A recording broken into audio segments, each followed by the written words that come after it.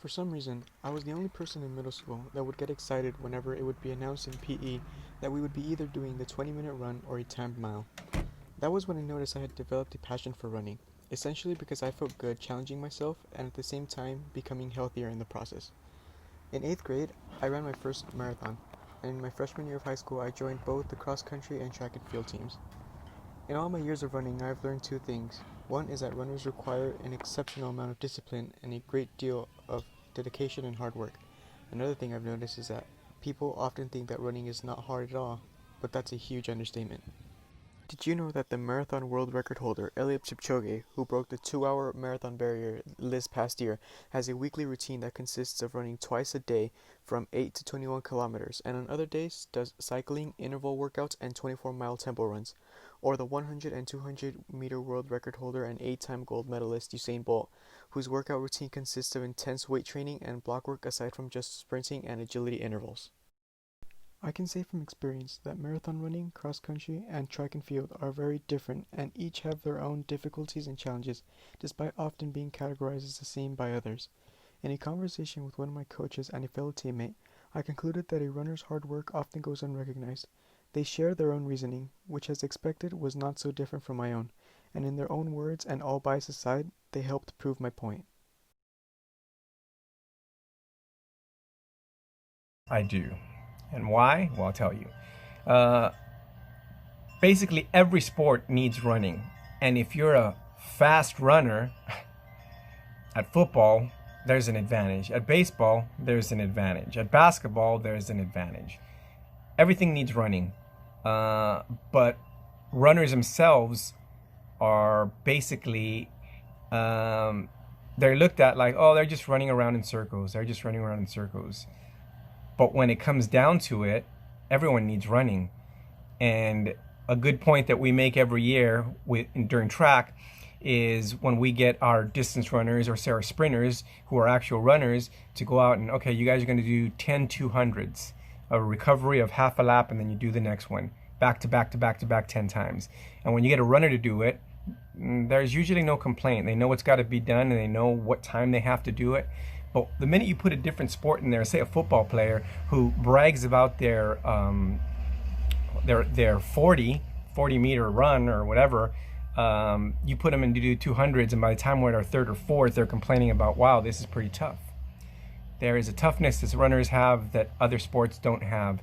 You got to dig deeper mentally when it comes to running than it is for football, baseball. That's just my opinion. That's the way I see it.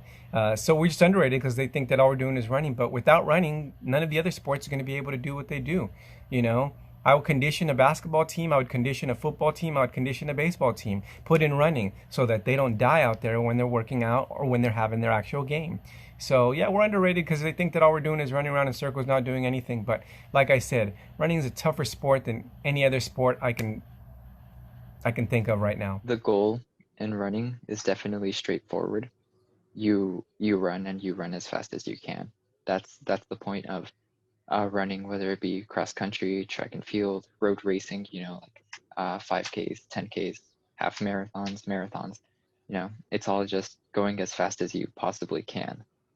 Now, as to like, they think it's easy because it's straightforward, but the process to actually be that fast is what makes the sport tough, like really tough. What they don't get is that also running doesn't involve any luck. You can't get lucky and like say you know try to score like last minute in the game, because there is no last minute. It's all up to you. You can't rely on teammates to pick you up. You can't rely on anything else other than yourself, other than your own fitness, and it's just you out there at the end of the day. And especially like longer races are really tough because you're just doing the same thing over and over and over again. You're just, your feet are your shoes are slapping on the pavement, on the trails, whatever it may be, and it's just you alone with your thoughts running, and you're in pain. Like, it hurts. It really hurts. But you just kind of have to get over that. You have to realize that you're in pain that entire time. You're in pain that like the entirety of the race. You don't have any substitutes. You don't. Talent, that's number one. You can't have no talent and decide that you're going to be a great football player, baseball player, or runner. Little bit of talent and a lot of hard work. A lot of hard work.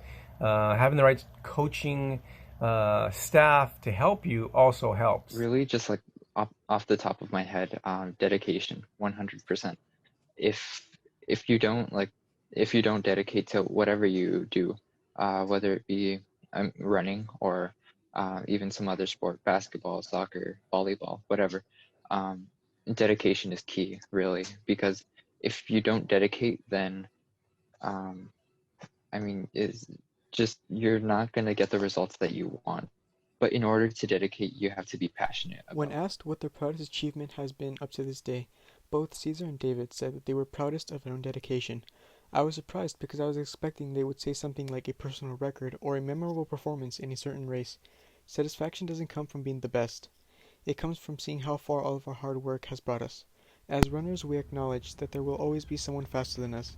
We don't fear losing to the guy in front or behind us. Our real opponent is the clock ticking. In a sense, it shows that we're not so different than other athletes, but still have a thing or two that make us stand out. It comes to show that runners everywhere are in it for the long run.